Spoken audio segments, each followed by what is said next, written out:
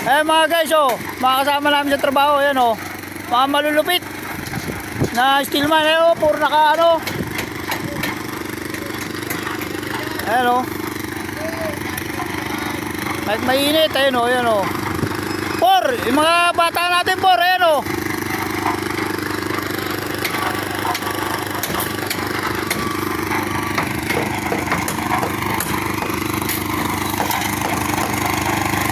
Ayan o, si Leo.